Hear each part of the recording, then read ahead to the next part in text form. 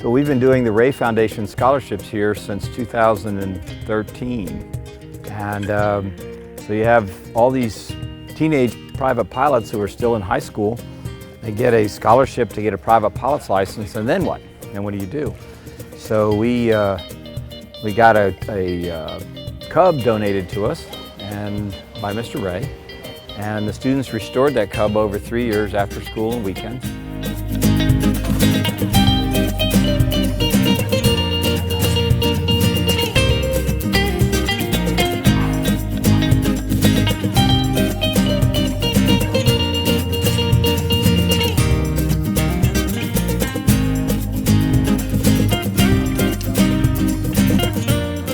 So the criteria to be involved in the Lakeland Aero Club is the student needs to be between the ages of 14 and 24 with an interest in aviation. We're a hands-on program. More than half of our members are interested in restoring and building airplanes. A great number of them have developed an interest in aerospace engineering. So flying is just part of it. They're learning social skills. Everything you see here is maintained by the students: the building, the grass, the runway, the airplanes. They take out the trash, clean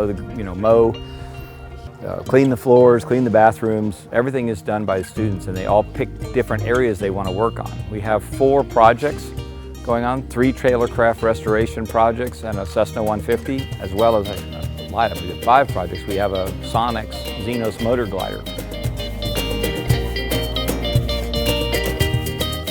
So since becoming a Lakeland Aero Club member, I've learned to work on a team of students to really create something that's worthwhile. So I'm part of the motor glider project. We're building a Sonex motor glider.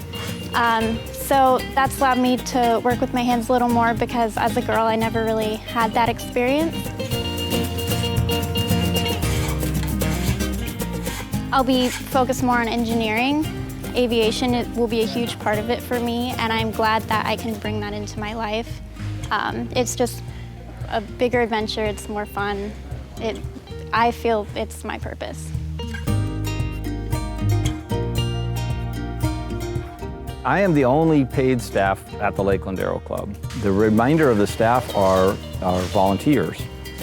We've got every volunteer here has an aviation background, either a flight instructor or an A&P with an IA. So all the instructors here are super helpful. Mike especially is, the part of the reason the club is here.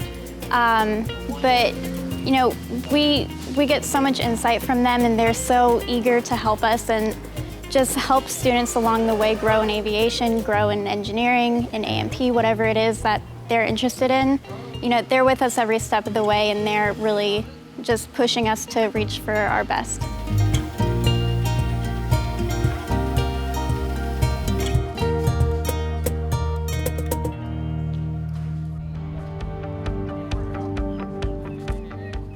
Advice I have for some kids that are, I wouldn't really call them kids, future aviators or future mechanics, anybody that's wanting to get into aviation, really is stick with it and take every opportunity you can. A lot of aviation is connections and knowing people. So be friendly to everybody, and that'll come back to you in more ways than you think. And then just go for it. Really, truly go for it. Aviation's been one of those things I've been around my entire life, and it's been one of the most rewarding things I've ever done.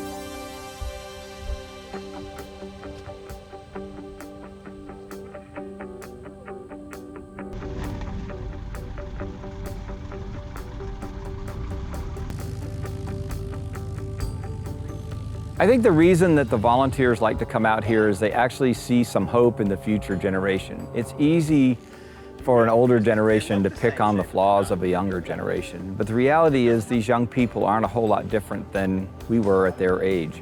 So to see them come out here, build something with their own hands is tremendously rewarding. Being a volunteer and making a difference. We all recognize the crisis that general aviation and aviation as a whole is facing, and so we can either do something about it by volunteering our time and mentoring a student who loves aviation as much as we do, or we can cry in our beer about it and do nothing. So it's kind of a challenge for all of us to step up, recognize ourselves in one of these young people and move forward.